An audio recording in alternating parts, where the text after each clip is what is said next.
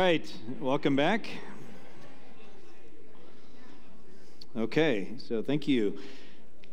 I don't know if you have a Bible with you, but if you do, or you just pull it up on your phone, eventually we're going to want to look here at Matthew 5 to 7.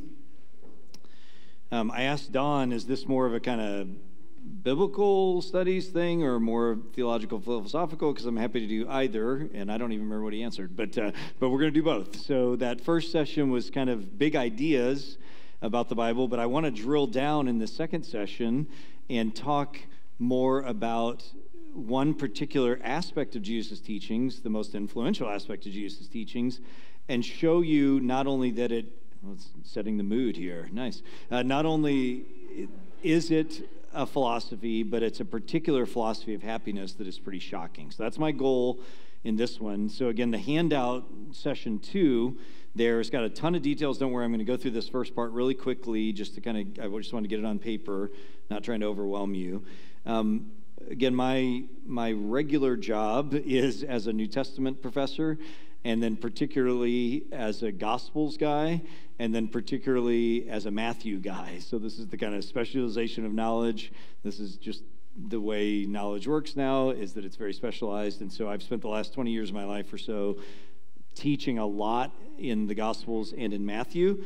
And then about 10 years ago, or more now, I started doing a lot more specific work in the Sermon on the Mount, which is Matthew chapters 5 to 7, and that really led to a path of where I am today. I'm so thankful to God. I didn't know what I was getting into, but it led to one of the books out there called The Sermon on the Mount and Human Flourishing, which really reflects a lot of things that I came to understand through that years of study, and then that kind of led to the stuff I was talking about in the previous session about Jesus as a philosopher. So what I want to do again is kind of drill down into the Sermon on the Mount and see what Jesus has to say about true happiness or flourishing, which is what this weekend is about. So the first point is just to kind of orient us to this section of Scripture to understand it, and just basically to note under Roman numeral 1 there, the centrality, importance of the Sermon on the Mount. Throughout the church's history, just you can show this statistically, the single most influential portion of all of the Bible is Matthew 5 to 7. This is true from the early church fathers on. It's these texts, these 3 chapters, this first teaching of Jesus in the New Testament that really mostly shapes a lot of the church's liturgy, a lot of the church's theology, a lot of the church's vocabulary.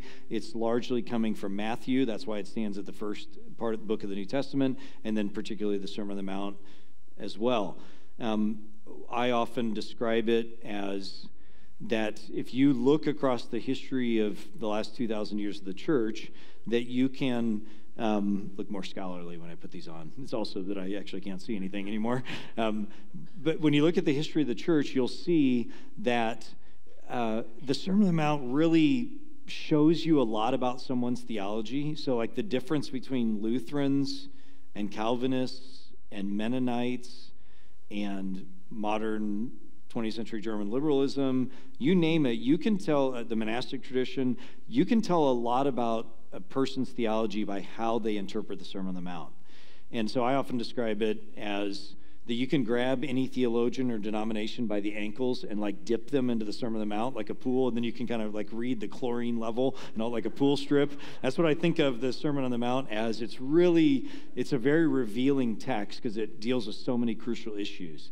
But Protestants particularly, we have had trouble, I think, reading the Sermon on the Mount well, and I spent a decade or more of wrestling with that and came to a way of kind of rediscovering a way of reading the Sermon on the Mount that's much older, what I can call a virtue ethics reading of the Sermon on the Mount that's about human flourishing, and that's what results in that book out there, The Sermon on the Mount and Human Flourishing. So that's just a little bit about the centrality and importance of the sermon.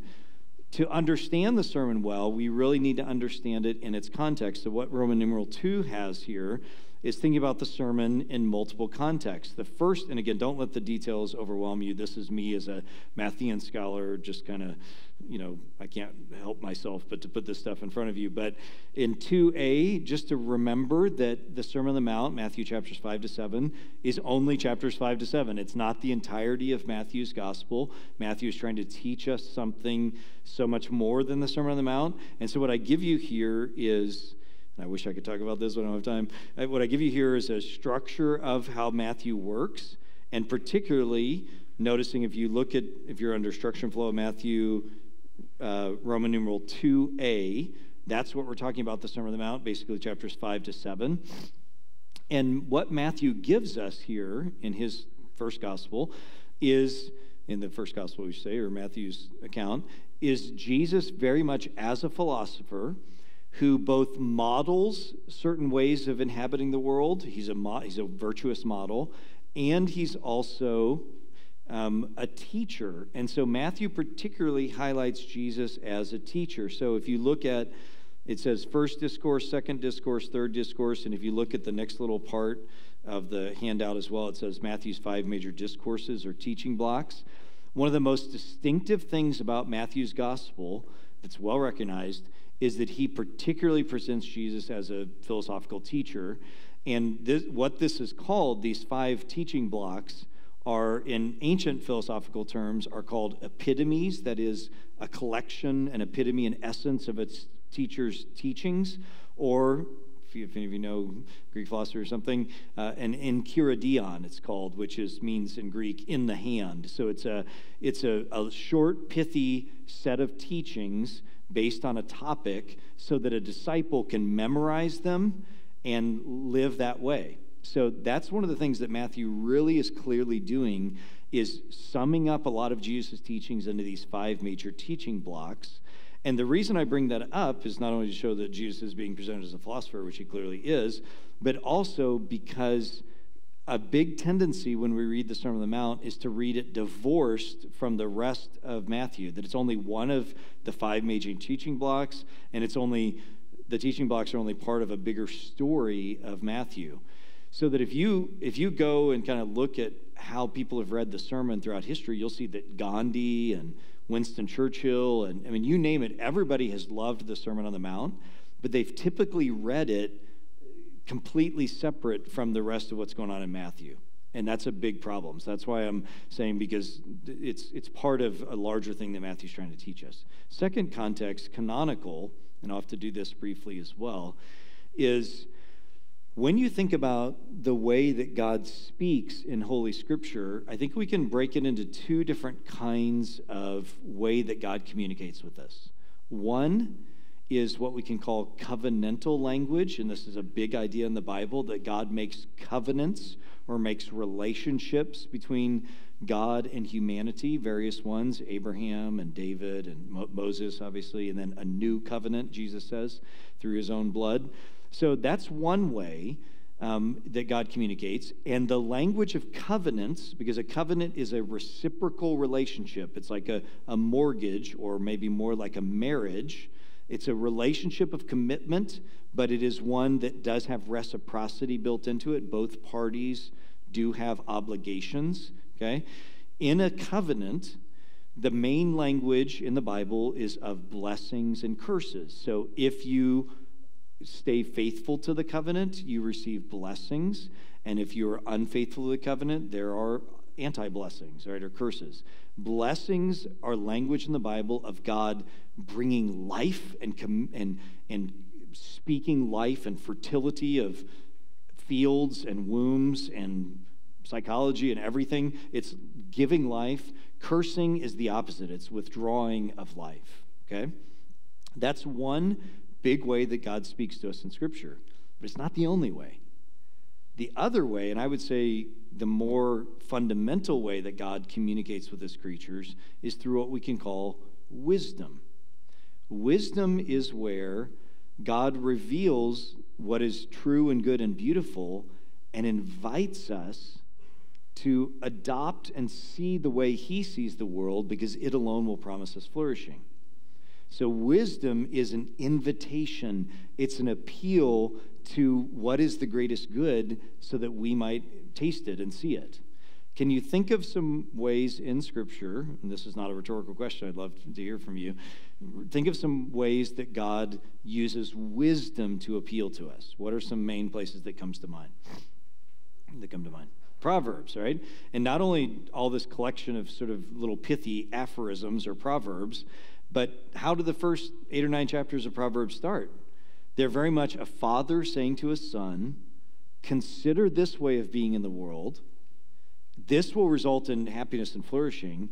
Consider these other ways of being in the world. They're not going to result in your flourishing, right? Consider the way of being honest in all your work dealings versus dishonest scales. Which of those is really going to bring you life?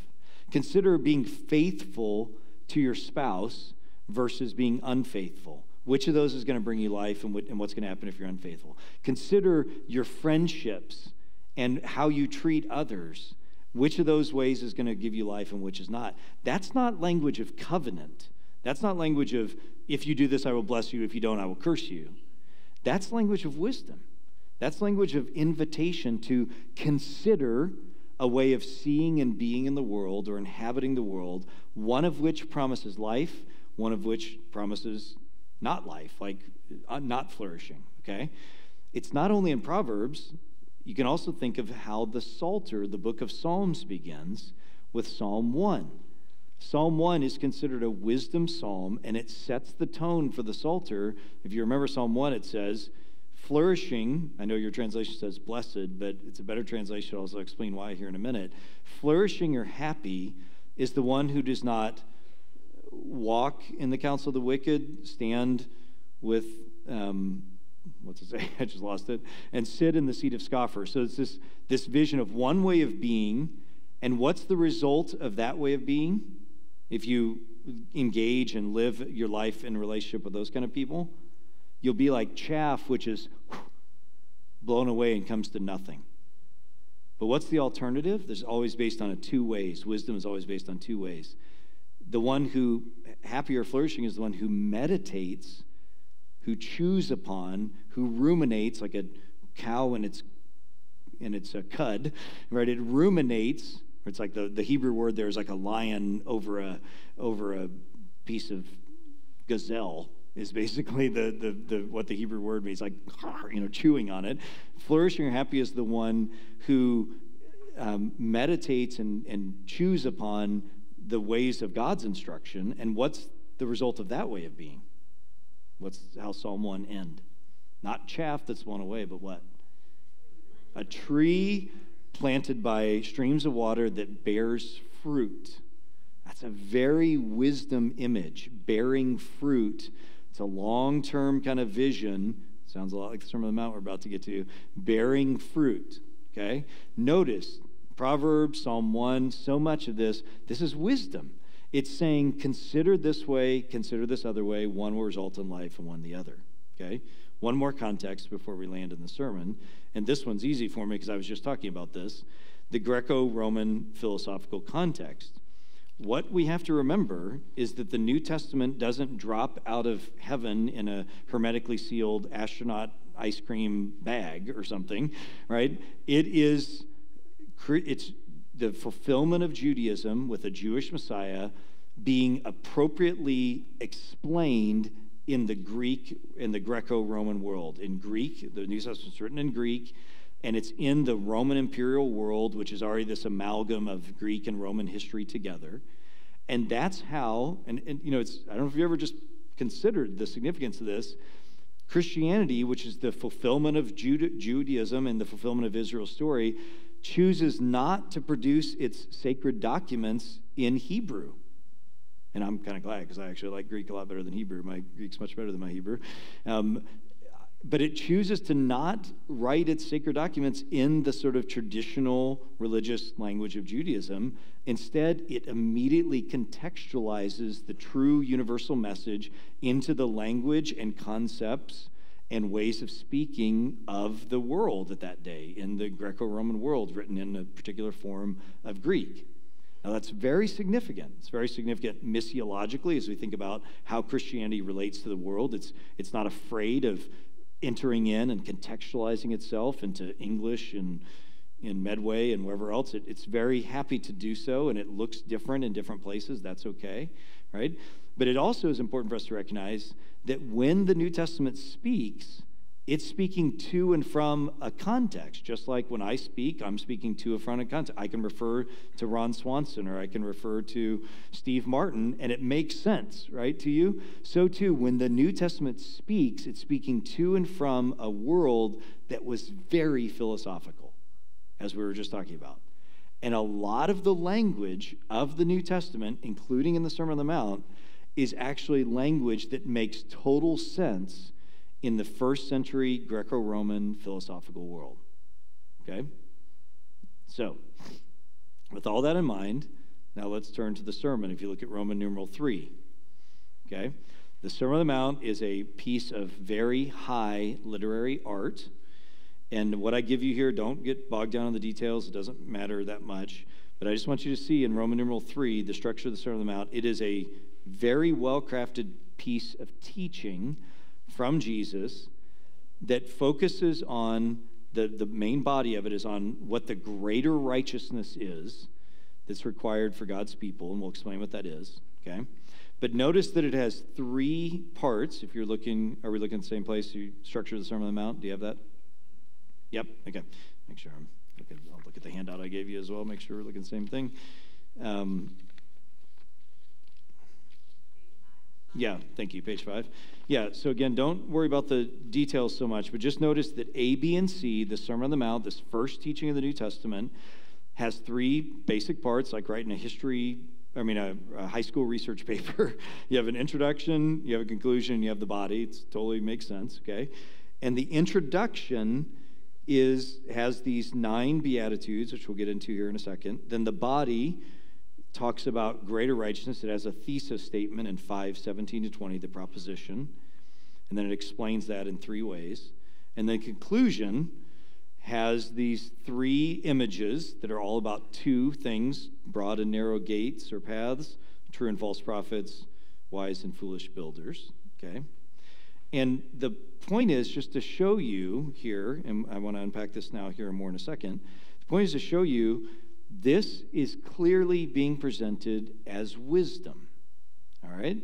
So the Sermon on the Mount is clearly wisdom literature. It's Jesus presenting, just like Solomon does to his son in Proverbs, just like Psalm 1 does. It's Jesus saying, I want to teach you how to see the world in the proper way as the Son of God incarnate, who has the authority to give the ultimate true answer. I want to teach you how to think about the world so that you might learn to inhabit the world, following me as a disciple in the way that's going to bring you true life, okay? So that's the fundamental starting point I want you to have as you read the Sermon on the Mount. And this is where we as Protestants have not done a good job of reading the Sermon on the Mount. We've typically read it not that way.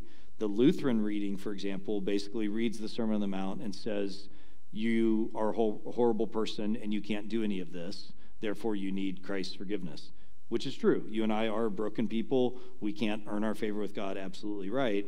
But that's just not what the Sermon on the Mount's about. That's a fundamental misunderstanding of what the sermon is. The sermon is offering us from Jesus what it means to be a disciple, to, as he's going to say in chapter 11, to take his yoke upon ourselves, because there we'll find life. And the Sermon on the Mount is the first of 5 teachings in Matthew to say, here's how to inhabit the world wisely so that you might experience true human flourishing. Okay, so that's the basic idea. So let's drill down into it. Roman numeral 4. So if that's true, if the Sermon on the Mount is wisdom offering human flourishing, which I'll still show you more why that is, what exactly is the Sermon on the Mount's vision for true human flourishing? Well, we need to start with the Beatitudes, okay? The Beatitudes. This is Matthew 5, 3-12. I'm sure you've heard of the Beatitudes. If you have a Bible, you can turn there and look at them for a second. You can pull it up on your phone if you need to, or you can just listen as well. Matthew 5 starts, the very first teaching of the New Testament, very first teaching of Matthew, starts with these 9 statements that in your English translation probably say blessed, which I understand. It's not a horrible translation. It's not quite the best translation, I don't think. But blessed, and he says that 9 times in a row. Okay? We call these the Beatitudes. What is a beatitude? Do you know? It's one of these words we use a lot. But I bet, to quote the famous theologian Inigo Montoya, I don't think that word thinks what you think it means, right? What is a beatitude? Does it mean a be-attitude? This is like an attitude to have or something? No, it's a very odd word that we use. It's from the Latin word beatus, right? And the reason we use the Latin title for this is because from basically the 5th century up until the 16th century, in all of Europe, the Bible was the Latin version of the Bible, right, that we call the Vulgate, thanks to Jerome. Jerome was commissioned by the Pope at the time to produce a good, readable Latin translation so that everybody could use it, and that becomes dominant. And so a lot of aspects of the Latin Bible become kind of stuck in our conscience, like the version of in our consciousness, like the version of the Lord's Prayer is the Latin version into English. And also what we calling these the Beatitudes, that's because the Latin title for this section was Beatus. It was on Beatus. So here's the question, what does Beatus mean? Any Latin lovers? I don't mean Hispanic suave guys. I mean lovers of Latin is what I mean. Beatus means happy. It means flourishing. Okay? If you know some other Romance languages, you might hear some vestiges of that word in it. Beatus means happy. Now, what's the Greek word that's underneath it in the Greek New Testament? Well, it's makarios, which we transliterate into English letters as M-A-K-A-R-I-O-S, but we actually have an English word, and whatever else, I don't know how much you paid for today, probably nothing. Now you have an English word for free, right? So macarisms, a macarism is an English word. A macarism is a statement of makariosness, all right? What does makarios mean? The exact same thing the Latin word means. It means happy or flourishing. What's underneath that in Hebrew? There's another word in the Old Testament. It means the exact same thing. It's the word asher. You may have seen the name Asher, A-S-H-E-R. That word means, again, happy or flourishing, or even shalom is kind of related, like a full human flourishing, okay? Those three words in Hebrew, Asher, Greek, makarios, Latin, beatus, all line up very beautifully with each other, and they're all connected together in the history of the Bible. When you go back to Psalm 1, which I said there, flourishing or happy, or it says, blessed is the one who doesn't do this but does this, with chaff versus tree. That word there is asher, and its Hebrew construct form, it's called ashrei, asher. Asher is the one who does this, okay? That is in the Greek version of the Old Testament, that's translated as makarios, and that comes right into our Beatitudes as well, or our macarisms, okay? So the point is that in the ancient world and today, this is a way of speaking. A beatitude, a macarism, an asherism, if we can make up an English word, are ways of pithily saying something. It's a little proverbial statement that promises that if you will adopt this way, it will bring true life or flourishing to you. For example, ancient philosophers said a lot of these. So Seneca, one of my very favorite philosophers, said, you can tell the character of every person when you see how he gives and receives praise. So that's a little aphorism. That's a little macarism that tells you something about, you should think about how you give and receive praise, because that's going to show something about your character. Or another one from Seneca, no good thing is pleasant to possess without friends to share it. That's a macarism, right? It's saying, when you think about your life, you might have a bunch of stuff, but if you don't have good friends, life's going to be meaningless, okay? Or Gandhi, here's a macarism from Gandhi. Live as if you were to die tomorrow, learn as if you were to live forever. It's a macarism. It's a way of saying, here's how to inhabit the world. Ralph Waldo Emerson, in your neck of the woods. Do not go where the path may lead. Go instead where there's no path and leave a trail. That's a macarism. It's telling you, here's how to habit the world if you want to be happy. Mark Twain, never put off until tomorrow what you can do the day after tomorrow.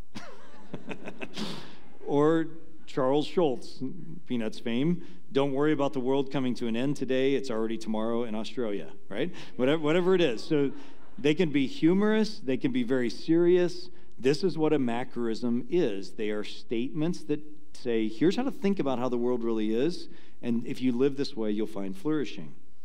Now, again, in Greek literature, and then later in Latin literature, there are lots of these, right? There are lots of these macroisms, and anybody who would have heard anything, just like, I can quote Mark Twain or whatever, and you could hear it. Anybody in the ancient world, if any teacher said makarios, or in the plural here, makarioi, immediately anybody in the ancient world would have known exactly what was being said. I'm about to tell you a macroism. I'm about to tell you a way of thinking about what true life is like. That's why I don't prefer to translate this as blessed, because that's actually a whole different word in Hebrew, Greek, and Latin. In Hebrew, the word is barak, or in the noun form is baruch. Maybe you've seen that name. That means blessed. That means flourishing because God has spoken life. In Greek, it's eulogamai. It's a different word. In Latin, it's a different word as well. It's the benedictus kind of words, right? That's a whole different way of speaking. And think back to what I said about covenantal versus wisdom literature. Language of blessings is covenantal language. Language of macroisms is wisdom language. Do you see the difference? The Bible talks of it in both ways. They're both true, but they're different discourses. They're different modes of speech. They function differently. One is a promise or a warning. The other is an invitation to appeal to us, like Proverbs 1-9, like Psalm 1, like the Beatitudes. So the Beatitudes, you see, are not statements where if you do something, God will bless you in covenantal sense. The Beatitudes are invitations to see the world in the way Jesus sees it, because that alone will promise you happiness. Tracking with me? Yeah, if you can get that, then we're rounding third base. Or if you can understand what I just said, I'm actually happy to pause. Anybody do I need to say that again? Do you want to ask a question? Really, no, don't be afraid. If you didn't quite understand that, I'm happy to answer a question. Of course, I never look at my notes, so I don't know what I actually said. What did I say? Somebody read it off to me. This is my problem. I need somebody to follow me around. But basically, language of covenant is language of blessings and curses. It's a language of promise and warning, and that's one way God speaks to us for sure, right? But there's another way God speaks to us, and that's with macroisms, with invitations to see the world in a certain way, because that way will promise us true human flourishing. So they're both true, but they're different modes. They're different ways of God appealing to us. All right? Is that what I said? Those who wrote it down the first time. I don't know what I said. Yeah, close enough? Mention Jesus in particular? Thank you. Yes, so that it's Jesus, and I'll say it this way, it's Jesus as the authoritative, the Son of God incarnate, who is the ultimate wisdom of God, the final revelation of God's wisdom. He is appealing to us to adopt his way, to see the world in the way he sees the world, because it alone will promise us true human flourishing. Or as he'll say in chapter 11, take my yoke upon you. It's this image of an ox that learns a certain way of being, because that's going to give life. Okay? I will give you rest, he says. It's paradoxical, isn't it? Because you think a yoke sounds like a burden, but he says, take my yoke upon you because it's easy and light, and you will find rest for your souls. So that's the image, okay? Other questions? Any question clarifying on that, okay? All right, when's this second one end? Oh, bye. Okay, I'm in trouble. All right, no more questions. All right, we got to do it. So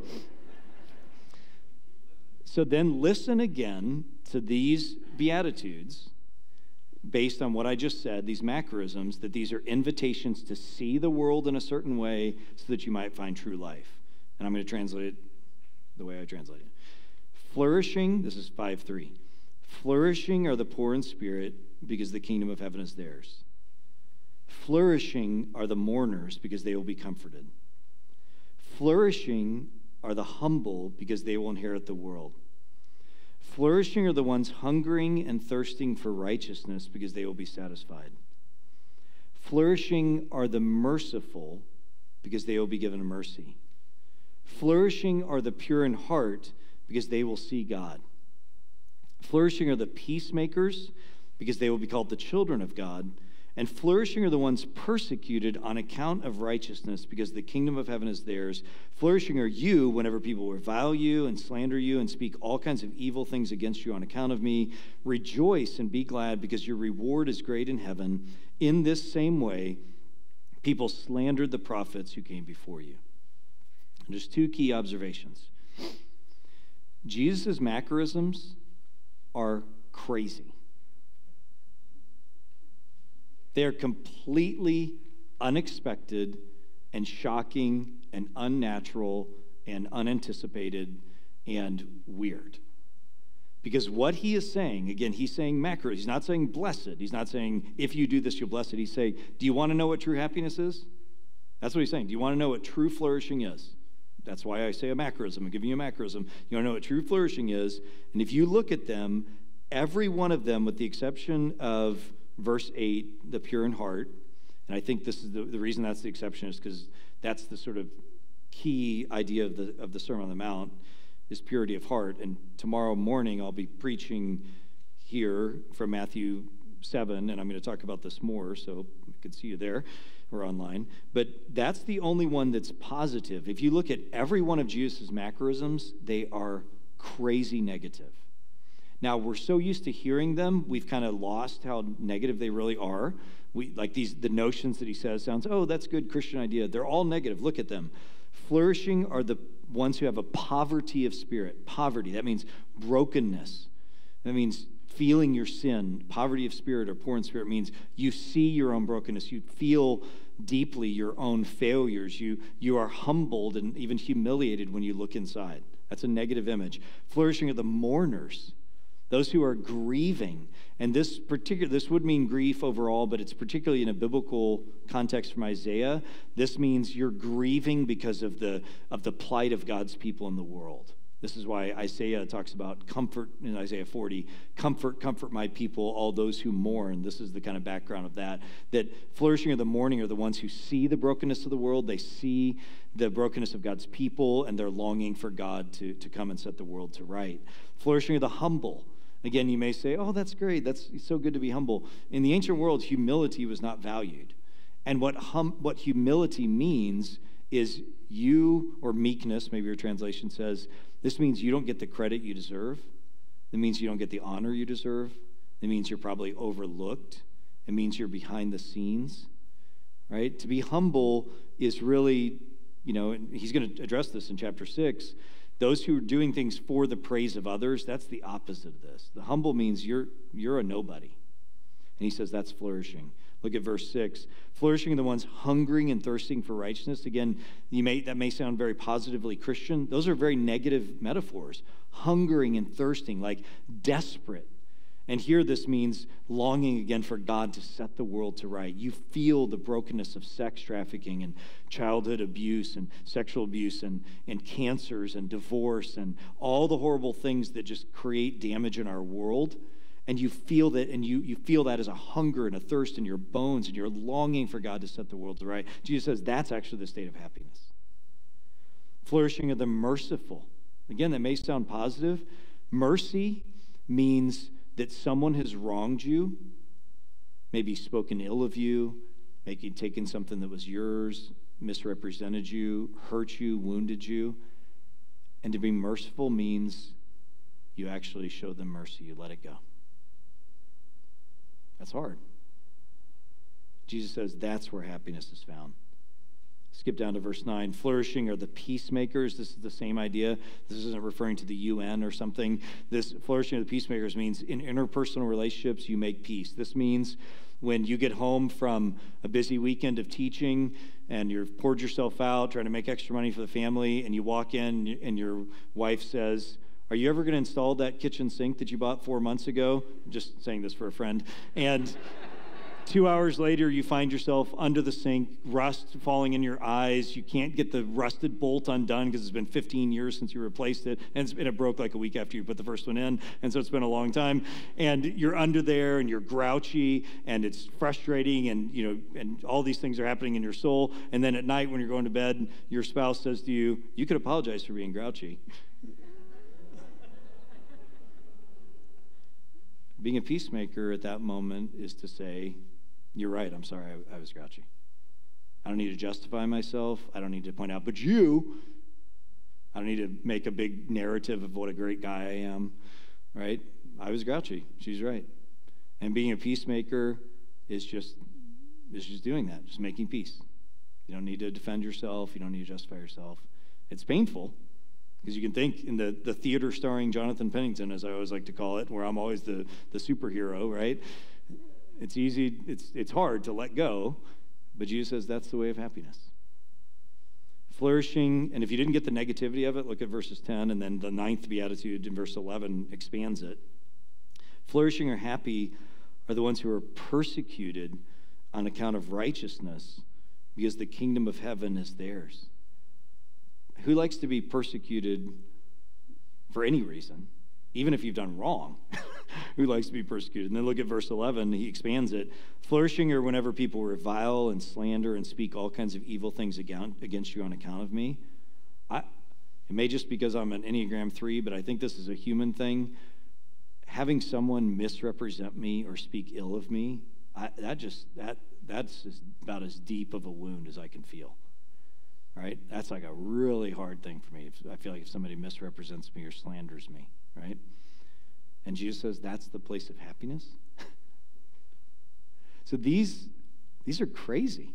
So what's clear is that he's offering statements of human flourishing. There's no doubt about that historically. But what's shocking is how in the world is this the state of happiness? How in the world is this what human flourishing looks like? Well, the key is that you have to look at the relationship of the first and second half of his macroisms. Go back to them. Why can he say flourishing are the poor in spirit? Because theirs is the kingdom of heaven. Why can he say flourishing are the mourners? Because they will be comforted. God himself will comfort those who live this way. Flourishing are the humble or the meek, because they will inherit the entire world. Flourishing are those hungering and thirsting for righteousness, because they'll be satisfied. That longing, that hungering and thirsting will be put aside and filled. Flourishing are the merciful, because they're the ones who are going to be given mercy. Flourishing are the pure in heart. This is the only positive one, because they'll see God. That's probably the greatest of all these. Flourishing are the peacemakers, because they'll be called the children of God. And flourishing are the ones persecuted on account of righteousness, because the kingdom of heaven is theirs. And that forms what we call an inclusio between the first and the eighth ones. And then the ninth one expands upon it. Flourishing are you whenever people revile and slander and speak all kinds of evil against you. Rejoice. Be glad, because your reward is great in heaven. In this same way, people slander the prophets who came before you. Friends, this is the essence of the Christian understanding of the world. That in a paradoxical, powerful way, by faith, we can access that true happiness is available now and ultimately because God is at work setting the world to right through Jesus Christ. And though the life now of Christianity is very much one of suffering and difficulty and pain and frustration, disappointment with yourself, disappointment with others, disappointment with other people in the church, all the things that make our lives broken, Jesus addresses that in a real way and says there is still true flourishing available because the Christian faith is one that is looking to a time when God is going to set the world to right, that we can have every assurance and hope in because Jesus Christ has entered the world and he is setting the world to right. And in the future coming kingdom of heaven that we will enter, if we're aligned with Jesus, if we take his yoke upon us, there is the life that you long for. You're never going to find life fully in this world, and any other way by which you try to find that life is going to be ultimately disappointing. Now, you don't have to believe that, friends. But I, in my 51 years and my 30-plus years of being a Christian, I say what the Apostle Peter says when a bunch of people stop following Jesus when he teaches things too radical. Peter says, "Where else will we go, Jesus? You alone have the words of life." And I can testify, no one else has the words of life. No one else offers the kind of wisdom and realistic hope and truth and the power of the Holy Spirit that resides in the Christian than Jesus does. And herein, right here in the Beatitudes, the first teaching of Jesus, you see this fundamental paradox of the Christian life that you see in the rest of the letters too, like in 1 Peter and James and others, that somehow suffering is actually a primary means by which we experience true happiness. And everything in the world will tell you the opposite of that. Everything in your flesh is going to tell you the opposite of that. But it's because in some paradoxical, mysterious way, when we suffer both self-inflicted problems, things that come outside of us, persecution, cancers, whatever, those refine our souls. And those refine our hearts and our minds and our thinking and our way of inhabiting the world such that we begin to reorient towards Jesus' way and the ways of the kingdom so that we begin to taste and see that God alone is our life. And so none of us should seek out suffering. None of us should ever be content with suffering in other people's lives. In other words, we should do everything we can to seek to alleviate the sufferings of others. This is the paradox of being a human. We still recognize that suffering is inherently bad, but in the paradoxical and mysterious way of God, suffering, difficulty, hungry and thirsting, making peace, self-inflicted suffering of laying down your rights, as well as suffering that comes upon you, persecution for righteousness, those are ironically the means by which we come to experience true human flourishing. And this is a mystery. But this is why we access this by faith, that we trust ourselves to Jesus enough to know that he is the true philosopher of the world. He is the one who actually alone sees the world rightly. And I'm going to put all my eggs in his basket. I'm going to say with the Apostle Peter, where else will I go? You alone have the words of life. Money's not going to satisfy me. Fame's not going to satisfy me. Super optimization of health's not going to satisfy me. Honor and prestige of having a big downtown office, corner office in Boston, none of that's really going to satisfy my soul. Only you will, Jesus. So I'm going to entrust, this is what faith is, I'm going to entrust myself that you know the way of God because you are God incarnate. And I'm going to live in your ways. I'm going to receive this invitation to live in your ways so that I might find true life. That's what the Beatitudes are. They're an invitation to life itself. The church fathers talked a lot about Christianity as a therapy of the soul. It's not a metaphor we use much anymore, but that Christianity is the therapy by which our souls find healing. The Polish theologian Darius Karlowicz sums it up this way: the task of all philosophy, including the Christian philosophy, is the therapy of souls who have been led astray by the demands of the passions and false pictures of happiness. I love that. Let me read it for you again. The task of all philosophy, including the Christian philosophy, which I like that phrase, is the therapy of souls who've been led astray by the demands of the passions and false pictures of happiness. So much in us, everything in our culture, everything in our flesh, everything in who we are, has adopted visions of what we think is going to make us truly happy. And you fill in the blank what you think that is. And what Jesus is doing by being a disciple of Jesus, he's healing our souls and weaning them away. One of you was just telling me about a surgery they had that required breaking something before it could be healed, right? That's what has to happen for us. We have to have many things that we've put our hopes in broken so that we can learn the right way of finding true happiness both now and for the eternity that your eternal soul is going to live in.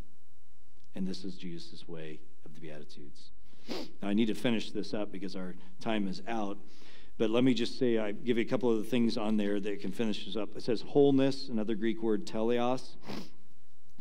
This is at the heart, and tomorrow morning I'll talk about this in the sermon a little bit too, but this is at the heart of what the Sermon on the Mount is about, is wholeness. And the whole vision, I'm sorry I don't have time to unpack the rest of the Sermon on the Mount for you, but the idea of wholeness is that your inside and your outside need to match or you'll never be happy. This is the idea that wholeness is completeness, or the Greek word for it is teleos, to use Aristotle's language, which the New Testament uses as well. A teleos aner, a complete human, is one who has reached happiness or eudaimonia or flourishing by their inside and their outside both being virtuous. It's not enough to just have exterior behavior. God sees and cares about our interior person, and this is what he talks about as wholeness or teleos, and I'll unpack that tomorrow morning more for you. And final thing here then, notice how the Sermon on the Mount ends, to just kind of finally try to prove to you, if you're not convinced yet, that this is wisdom literature, is that in the very end of the Sermon on the Mount, what's the final image he gives? He says, anyone who hears these words of mine, Jesus says, quite an authoritative statement, anyone who hears these words of mine and does them, practices them, will be like what? Do you remember the final image? Will be like a wise person who built their house upon a rock, as opposed to anyone who hears these words and does not do them, will be like a moron. That's the Greek word for foolish, right? Do you know what, just a little PSA here, do you know what a sophomore is? A sophos moron, a wise fool. Do you have any 15-year-olds in your life? Are there any 15-year-olds in here? I've had 6 15-year-olds now, sequentially, and they are definitely sophomores, right? So they have enough wisdom to think that they know what they're doing, and they're still morons, right? That's literally what a sophomore is, a sophos moron, okay? So a moron is a fool, okay? Notice how the Sermon on the Mount ends. It ends with this contrast of 2 ways, just like Proverbs 1-9, just like Psalm 1. It's wisdom literature saying, do you want to be a person who flourishes, which is a wise person, or do you want to be one who foolishly loses everything now and in the future? If you want that, come to me, Jesus says. This is an appeal for what we all deeply long for, a true philosophy of life that will promise us true happiness and flourishing. All right, we need to stop there. Another 15-minute break. Is that right, Don? Okay.